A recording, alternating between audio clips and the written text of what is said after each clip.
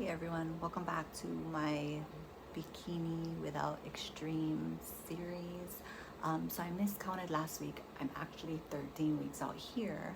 So here's my basic info. I'm eating still at 1350 calories. My cardio is still at days at 33 minutes. I lift weights 4 times a week. I pose maybe 2 times a week, 10 minutes, and I stretch probably 2 times a week um, at night. And mindset wise, I feel good. I feel like I'm on track and I'm still enjoying the process. So, one thing I've learned about doing a bikini competition is the moment that you tell someone you're competing, suddenly everyone has opinion. What you should eat, how much cardio you should do, how you should train, how lean you need to be. It's like overnight, everyone becomes a coach. And the funny thing is, every opinion is different. Some people think you should be doing hours of cardio a day. Others think you should basically living on chicken and broccoli and barely eating anything. And some people say you should train twice a day. And then there are people who think the entire thing is unhealthy and that no one should compete at all. So you end up hearing all these different perspectives. And if you're not careful, they start creeping into your head. You start asking yourself questions like, am I doing enough? Should I be pushing harder? Am I doing something wrong? And when you're already in prep, dieting, training, managing your energy, the last thing you need is more doubt. Another thing that happens when you compete is that people start commenting on your body. You look better, thicker, you should lean out more, you're getting too lean, you need more glutes, you look flat.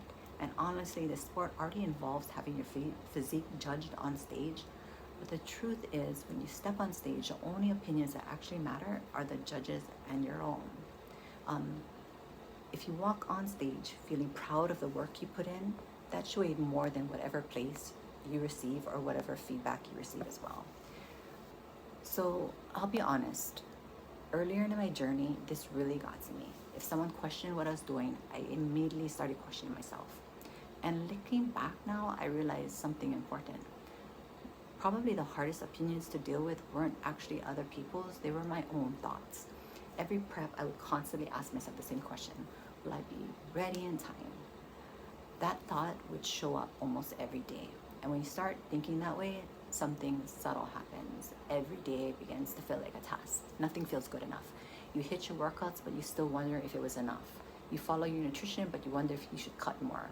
And slowly that uncertainty starts creating pressure. That's when the extremes start creeping in.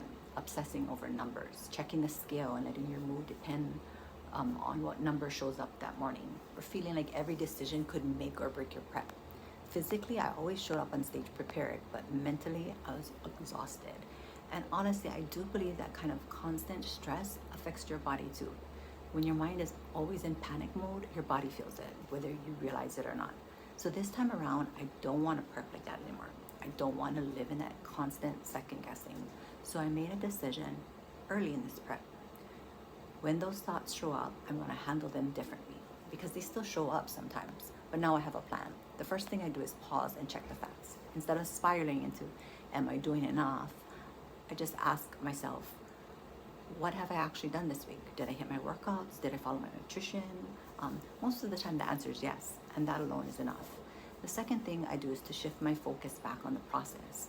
Instead of obsessing over the outcome, if I'll be ready, I remind myself that it's not about panic, it's about consistency, it's about enjoying. This time around for me, it's about enjoying it.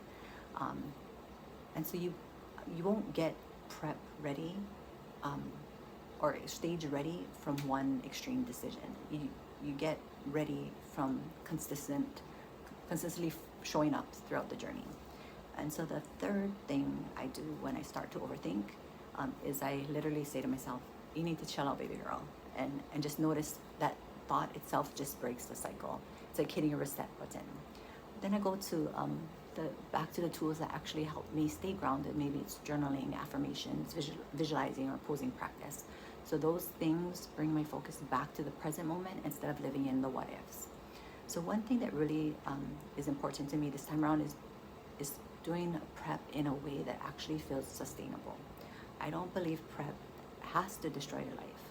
I don't believe you have to suffer every single day to see results.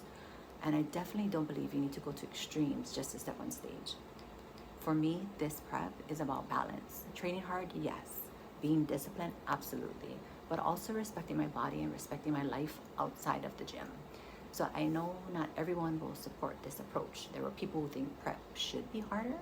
People will think that I should push further, and there will always be critics, and that's okay. This prep is something I'm doing for myself, and I'm willing to test a different approach. Maybe even prove that you don't have to follow extremes to compete successfully.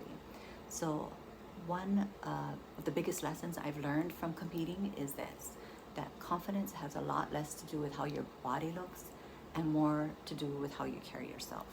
So you can have the perfect physique, but if you're constantly doubting yourself, it shows. And on the flip side, when you trust your process and trust yourself, that confidence shows too. At the end of the day, the stage is yours. The judges aren't judging the people giving you advice, they're judging you, your physique, your presence, your confidence. And the best way to bring real confidence to the stage is knowing you stayed true to yourself during the entire journey. So I know my approach to prep isn't going to make sense to everyone. It's not extreme, it's not built around burnout and chicken breasts and tilapia, but it's built around consistency and balance and flexibility. And that's the approach I'm choosing this time around. So this video is a part of my series, Can You Do a Bikini Competition Without Extremes?, where I'm sharing my real experience prepping in a way that feels balanced and sustainable. So if you're thinking about competing or you're already on your own fitness journey, I hope this reminds you that you don't have to follow someone else's blueprint to succeed. Sometimes the best thing you can do is to just trust your own process.